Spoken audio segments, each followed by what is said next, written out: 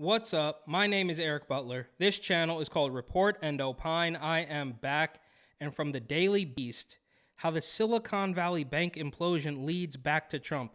They just can't get enough. Every single thing is Donald Trump's fault. And this kind of flies in the face just a little bit of an article from Mother Jones that says, "Shut up about woke. I'm trying to actually understand the bank collapse. Woke capitalism didn't bring down Silicon Valley Bank." So Mother Jones says they're really trying to understand what happened, and it wasn't woke because, of course, as we know, all they have to do is say something for it to be true. That's it. That's enough for anything to be true, is for them to just declare it. Meanwhile, over at the Daily Beast, they're saying, well, of course, it's Trump's fault. Now, I don't know what really brought down the bank. I'm not an economist, but I can assume it wasn't Donald Trump, and they just can't get enough. These people are glutton for punishment. They're always talking, indictments, charges, taxes, P-tapes, Russia, Ukraine. It never stops, bro. Don't you guys realize how desperate you sound? Like actual crackheads. Like, Trump, they're chasing a dragon, bro. It's absolutely ridiculous. Anything that happens, anything bad that happens, they're going to find a way to blame on Donald Trump, even though he's been out of office for years now, right? They would never for one split second say, maybe some of the left-wing economic policies might be responsible for this. Maybe the way that the bank had all these weirdo diversity, equity, requirements, and they weren't really worried about conducting good business, that has nothing to do with it. It's Donald Trump, of course. How did I miss it? Silicon Valley Bank's failures semi-stems, so not really. It's a stretch. In the subtitle here, they are admitting basically that it's a stretch. And we saw this in another article where they talk about charges coming for Trump. And then in the first paragraph, they say, well, it's unlikely to work. But they just throw everything at the wall because they hate this guy so much. But why?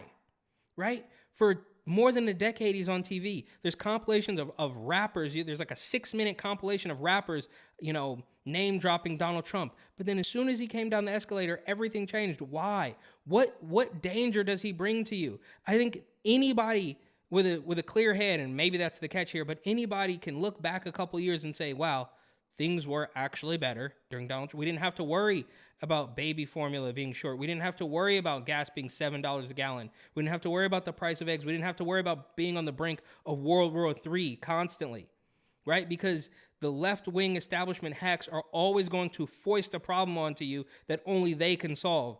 And Donald Trump, he's not perfect, nobody's perfect, just wasn't that bad. He wasn't the villain that you made him out to be. And now you're grasping at straws, trying to convince the last morons that you're still telling the truth, even though the majority of people can see clear through it. So, Silicon Valley Bank's failure semi-stems back to a 2018 Trump move. Plus, Rep. Dan Goldman on what frustrates him the most about the GOP attack. What? Now they're talking about Hunter Biden. Oh, why I don't like attacks on Hunter Biden is because you're a political shill and you get paid to write propaganda. That's why. It's not that hard. Rep. Dan Goldman, a congressman representing New York's 10th district and former lead counsel against Donald Trump during his impeachment hearing, which of course was all fake, is joining Senator Bernie Sanders in pointing a finger at the former president for contributing to Silicon Valley Bank's recent demise. Yeah, of course. It's pretty well known now in 2018 under the Trump administration, regulations of banks were softened and loosened, which very well may have contributed to the highly concentrated investing that Silicon Valley Bank did with all of its deposits, Goldman said. Now, meanwhile, for the record, they're blaming it on policies that Trump put into place in 2018, but multiple Democratic politicians and weirdo Hollywood people were banking at Silicon Valley Bank, but they're not going to talk about that. That's a completely different article. You got to get that somewhere else. So we're not going to draw that connection, but we are going to draw a connection to a policy that Donald Trump put into place in 2018. And it only took 5 years for the bank to collapse, all because of Donald Trump. You guys are absolutely despicable. I mean, who is this for? Who is still looking at this and saying, yes, Orange Man bad, Donald Trump? Like, who is this convincing, bro? You guys have been lobbing this on for years. It doesn't make any sense. It's not worth reading the rest of this absolute nonsense. A policy that Donald Trump put into place in 2018, according to the Daily Beast, is the reason why the bank collapsed today. It has nothing to do with the economic policies and the managed decline that's happening right now under the Biden administration. Completely different. And it has nothing to do with the ongoing emergency and lockdown and pharmaceutical coercion, none of that, right? Don't think about it. It's all Donald Trump's fault, you moron. This is absolutely despicable. Meanwhile, over at Mother Jones, they're letting you know that, well, it wasn't the fact that the bank was prioritizing, woke policies rather than running a business, right? So Abigail Weinberg is going to tell us that, well, no, it wasn't woke capitalism. Why? So these people always know what actually happened, right? These are the journalists, as it were. It was Donald Trump's fault. We know that for a fact. And it had nothing to do with being woke. It had nothing to do with the fact that they prioritized racial quotas and LGBT, BBQ propaganda over running a proper business. That had nothing to do with it, right? I mean, this is ridiculous. Silicon Valley Bank collapsed on Friday amid a bank run. The reasons are complex, even for those well-versed in jargon finance. I am not.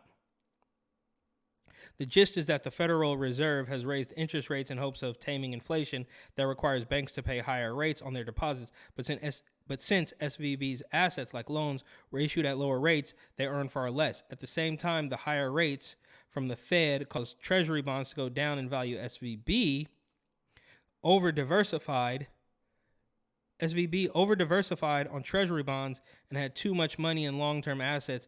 At the moment, depositors wanted to withdraw money, Michael Hitzlick explained in the Los Angeles Times. Of course, the Los Angeles Times cannot be trusted.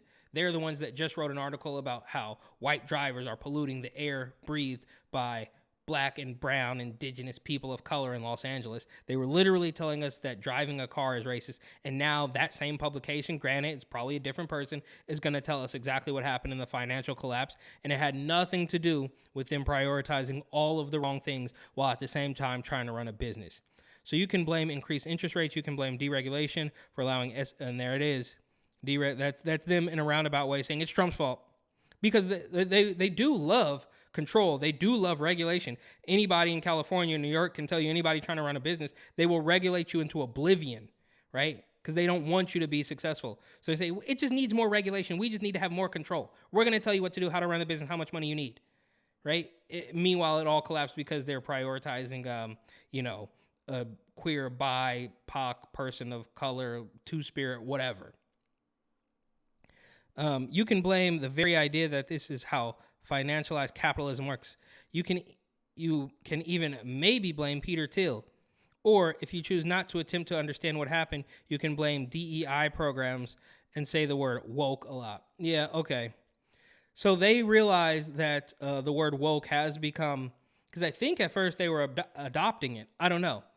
Look how, this goes on for far too long. It's all absolute nonsense.